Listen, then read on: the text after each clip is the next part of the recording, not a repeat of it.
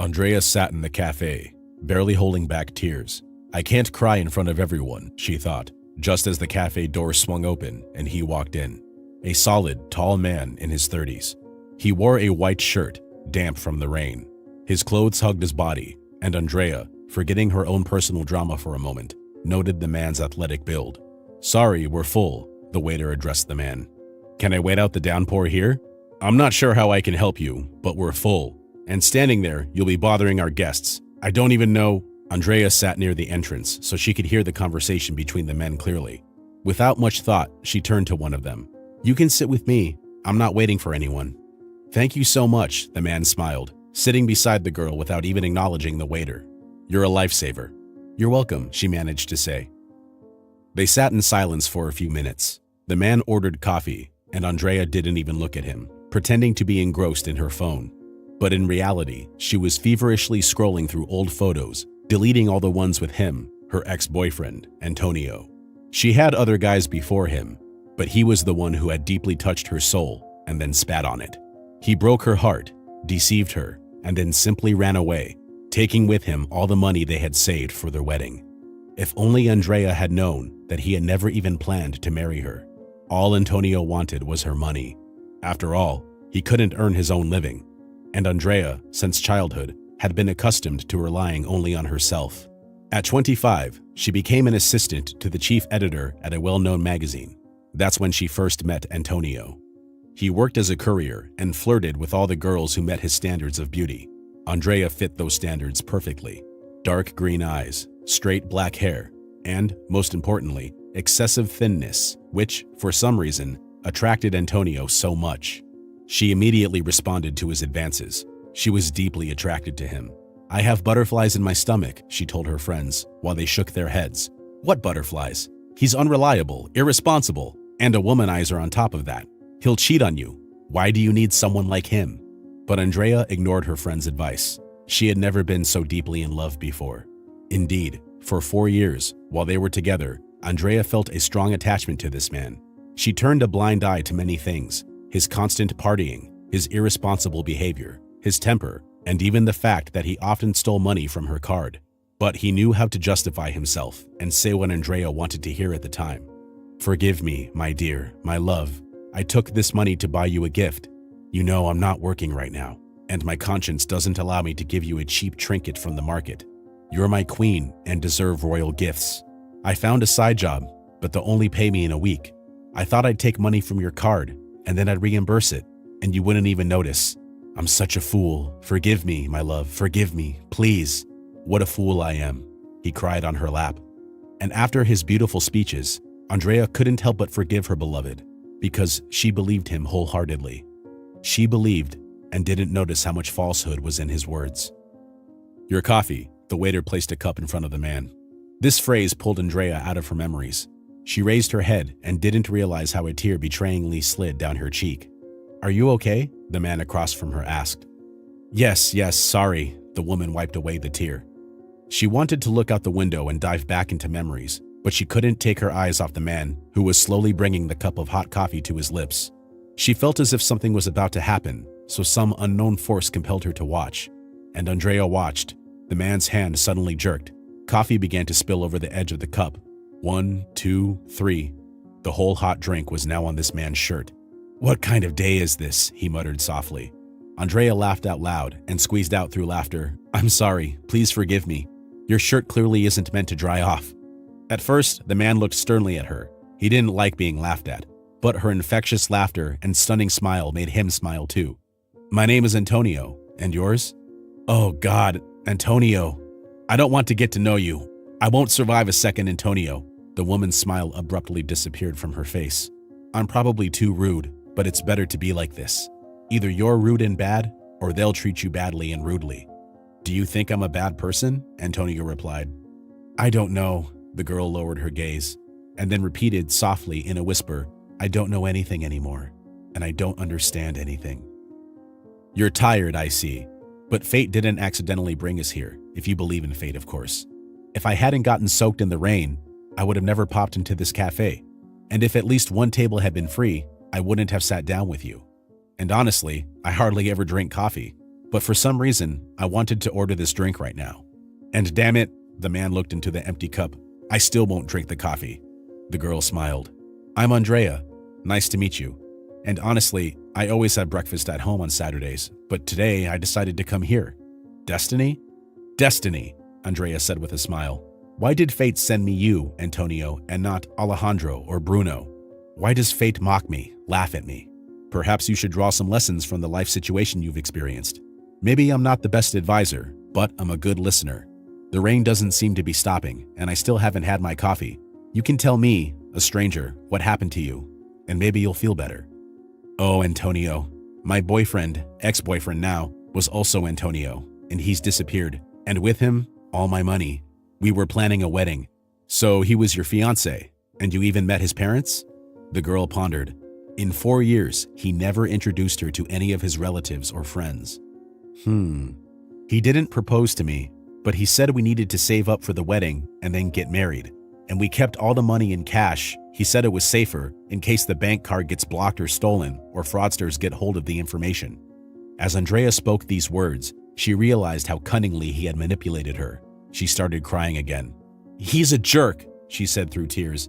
I loved him, and he deceived me. He was draining money from me, and I didn't even notice. Love is blind, the man said, gently patting her hand. Andrea looked up. You know, he didn't just take the money we saved for the wedding.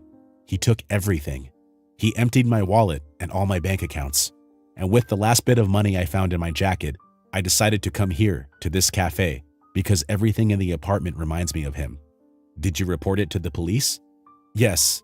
They said, firstly, Antonio Gonzalez is a very common name and surname. And secondly, there's no evidence of a crime. I have my bank card, it's not blocked. The money was used to buy cryptocurrency, and they can't find out who owns that crypto wallet. Maybe I orchestrated it all myself. And now I want to find my ex-boyfriend and get revenge. It's impossible to prove that we kept cash at home. He pulled a cunning move. Even the police won't help here. Andrea couldn't hold back her tears again. I'm sorry. Don't apologize, Andrea. I understand how hard it is to go through all of this. Betrayal by someone close is awful. But life goes on. We have to move forward, look towards the future. The main thing is to learn from this experience. Let it be a valuable lesson for you. I've learned this lesson for myself. I've drawn conclusions. In relationships, one loves and the other allows themselves to be loved. One sacrifices and the other always wins. I will never be a sacrifice again, thought Andrea, and simply smiled. You're right, Antonio. We just need to get through this. Will you pay my bill, please? 7 years passed. Antonio and Andrea got married. The woman didn't work. She forgot about her career in the magazine and became a housewife. Antonio earned a lot, so supporting the family was easy for him. The man loved his wife, telling her words of love every day. The only thing he lacked was a son or daughter. He really wanted a big family, but when he realized that Andrea couldn't get pregnant, he began praying to God to send them at least one child. But the miracle didn't happen. And it never will, as long as Andrea secretly takes contraceptive pills. She didn't want children for 2 reasons. Firstly, Andrea believed that the world was too cruel, and she didn't want to bring a person into this world of her own free will. And secondly, she didn't love Antonio. And after 7 years of being together, he even started to annoy her. And the only time she enjoyed life was when Antonio went on business trips. No, she didn't cheat on him or bring lovers home. She also watched TV shows, cooked food, and read books. But it was during these moments of solitude that she felt happy. But lately, she couldn't enjoy solitude. Antonio's father, Fernando, now lives with them. He's already elderly, so he needs help. He can't live alone anymore. Someone has to cook for him, do his laundry, clean. And Fernando is not good at being alone. And caregivers, they're strangers. I always dreamed of a big family, Antonio's father would say. And in the end, my wife died, my son is alone, there are no grandchildren, and you want me to live alone in my old age? Fernando would address his son. So, Antonio moved his father to their house with Andrea. There was enough space there, but the man didn't consider that Fernando and Andrea would almost hate each other. At first, they were both polite and attentive to each other.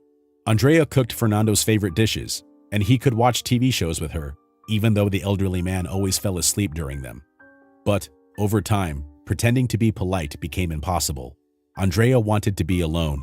She was tired of constantly looking after the restless old man, who was always shouting, "Andrea, make me some coffee," or "Andrea, bring me food. Andrea, did you wash my pants?" At the same time, he was terribly annoyed that every Monday and Thursday, the girl went to the gym. He said she should stay home and look after him in case his heart suddenly stopped. And why did she need a gym if she had a husband? And then Fernando began to suspect his daughter-in-law of infidelity. Every time Antonio went to work, he would create scenes for Andrea. "Who are you texting? Your lover? Is that why you're always going to him?" he would accuse her. "I'm going to the store for groceries, to the gym. When, in your opinion, do I go to my lover?" "How should I know? You're only with Antonio for the money.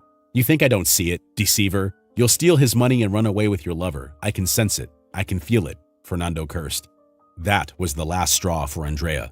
She remembered how they had treated her like that several years ago. She remembered how she cried in the cafe and vowed never to be a victim again. And no old man should ruin her life. Now she would ruin his life. "You want a big family so badly, Fernando, don't you? You want a grandson or granddaughter, and you're so afraid we'll send you to a nursing home. But don't worry, you old goat. You'll be begging to leave that place, but you'll live with me under this roof until the end of your days." A couple of months passed. During this time, Fernando realized what devil was hiding in this slender girl. Andrea not only constantly humiliated the old man, but did everything to make him feel bad. Somewhere she bought terribly bitter, tasteless tea, and when Fernando asked for coffee, she brewed the awful and stinky tea with a smile and brought it to Antonio's father. She deliberately hid all the coffee in the house, and Antonio himself didn't even notice because he rarely drinks coffee, unlike his father. "Where is that damn coffee? I'll brew it myself," Fernando shouted in the presence of Antonio and Andrea. "Dad, you shouldn't have too much coffee. Andrea specifically bought you medicinal tea," Antonio replied. "You have a witch for a wife. I won't drink her potion." Andrea remained silent. She never replied to Fernando in front of her husband, but as soon as he left, a real family drama began. And lately, Antonio was constantly away on business trips. "Goodbye, darling," Andrea shouted after her husband and slammed the door. "Now listen to me, you old fool. You're not needed by anyone here. I don't care about you, and it seems your son doesn't care either. Doesn't even notice how lonely you are here. Look, when he comes home from work, does he ask you how you're doing? No, he goes straight to bed. And you know why he doesn't want children? Because Antonio doesn't want his child to have such a grandfather." Andrea turned and walked back to her room. She felt sick to her stomach. There was so much lying and hatred in her words. She lied, deliberately said things that would hurt Fernando. And it did. The old man laid down on the couch and couldn't believe what he heard, because he had dreamed so much of a big family. He dreamed of grandchildren, and all his dreams shattered against reality. His son was all about work, his daughter-in-law humiliated him every day, and now it turns out his son, his Antonio, doesn't want children. He wanted to talk to his son, discuss this issue face to face, but Antonio would only come back in 3 weeks, another business trip. It had been 1.5 weeks since Antonio left. Fernando was going crazy. Andrea wouldn't let him live peacefully. She constantly accused him of being too old and weak. She didn't even notice how she turned into a beast herself. When the old man fell asleep watching TV, she deliberately turned up the volume to the maximum so that he would be scared and wake up to the loud sounds. Then she would yell at the old man, "My goodness, you've plopped your rear end on the remote again, you old fool. Lower the volume." "Please, Andrea, I can't live with you in this house anymore. Send me to a nursing home." "Have you lost your mind, Fernando? You're practically family to me. The father of my beloved husband. How could I send you to a nursing home? Who would I make fun of then? I told you, you'll live with me under the same roof until the end of your days." "All right, I'll go make myself a cup of coffee. I brewed some while you were sleeping. I hope you didn't see where I hid it. Would you like some brewed for you?" "Yes, please," the elderly man replied hopefully. And Andrea went to the kitchen to brew the stinky, bitter tea. With just a week left until Antonio's arrival, Fernando realized that the only person who could help him was his son. He called him every evening. "Son, come quickly. Take me to my apartment. Dad, there are tenants living there. I can't just evict them. And who will take care of you there? At home, Andrea is looking after you." "That witch is tormenting me." "Don't say that. She's still my wife." "Antonio, take me to the nursing home, anywhere, just away from your wife." "Dad, what's happened?" "I dreamed of having a family, dreamed of grandchildren, and everyone has betrayed me. Even you're betraying me now, leaving me with her. I'm your father, and I love you. And now I'm just asking you not to abandon me. I have no one else besides you." "Dad," came the voice on the other end of the line. "I know you think I'll be a terrible grandfather. Is it because I was a bad father?" But I scolded you only when necessary, never hit you. And I spent little time because your mother was sick, and I had to work a lot, very hard. I did everything I could. Forgive me, maybe I was a bad father, but I'll truly be a good grandfather. Dad, you're a great father, the best, Antonio cried. Forgive me, please. I made a mistake. Forgive me. I'll come right now. Antonio? You were supposed to come back in a week. What happened? Andrea was surprised. I came for my father. I'll explain everything later. He walked past his wife and shouted, Dad, get ready. I need to take you somewhere. Are you taking him to the nursing home? What nonsense has he come up with? Andrea was nervous. Everything's fine. I'll explain later. The man waved off. Dad, where are you? Let's go. They got into the car, leaving Andrea completely puzzled. In fact, even Fernando didn't understand what was happening. Only Antonio was driving in one direction, and it was evident that he knew this road by heart. Half an hour later, they arrived at a very familiar apartment building. Did you bring me to my apartment? What about the tenants, son? Dad, just wait. They went up to the 3rd floor and entered the apartment where Fernando used to live. Son, thank you. I will live here alone. Don't worry, The elderly man didn't finish the sentence as a girl with a child in her arms came out into the corridor. The boy was about 8 months old, no more. Fernando froze in shock. He saw in this little boy a young Antonio, the same eyes, the same look. Antonio, Dad, this is my son, your grandson. His name is Rogelio, and this is Maribel, the man stumbled. My love. Fernando didn't know what to say. He just approached the girl and asked, May I? Maribel cautiously handed the child to his grandfather. Rogelio, grandson, I will be the best grandfather for you, I promise. I may not walk well, but with you, I will run and play football if you want. I will do everything you ask. Tears filled the eyes of the elderly man. Antonio, why did you hide such a miracle from me? You knew how much I wanted grandchildren. What was I supposed to say? I have another woman, and I have a son from her? It's complicated, Dad. I know. Let's go to the kitchen and talk. They sat down and drank fragrant coffee while Maribel put the child to sleep. How did this happen, Antonio? Why not Andrea? We tried, and then I saw that she was taking contraceptive pills. I realized she didn't love me. But I also realized that I didn't love her either. But I didn't know what to do. I was so used to being with her, it was convenient for me, and apparently for her too. I never stopped respecting her. I tell her every day that I love her. But I love her like a sister, not like a wife. And how could I leave her? She has no savings of her own, she has no job, and despite not loving me, she never cheated on me. And when I met Maribel, everything inside me turned upside down. I had never loved like this before. Every minute with her was meaningful, filled with life. Every time we parted, I counted the minutes until we would see each other again. And then, I brought you home, and Maribel suggested living here in your apartment. We lived here together. I didn't go on business trips. During that time, I was with her, and now she has given me a son. What else is there to dream of? I have everything, a great job, true love, and a son. But what about Andrea? I don't know. Son, Fernando said, Andrea is a strong woman, and she deserves to know the truth. Life in lies leads to nothing good. Sometimes choices have to be made. I know how difficult they can be, but fate doesn't just bring two people together for no reason. Sometimes forever, and sometimes to teach us a lesson. 2 years have passed. Antonio and Andrea got divorced. Now the man lives with Maribel and raises their son. Fernando spends a lot of time with his grandson, always helping, and yet he has a great relationship with his new daughter-in-law.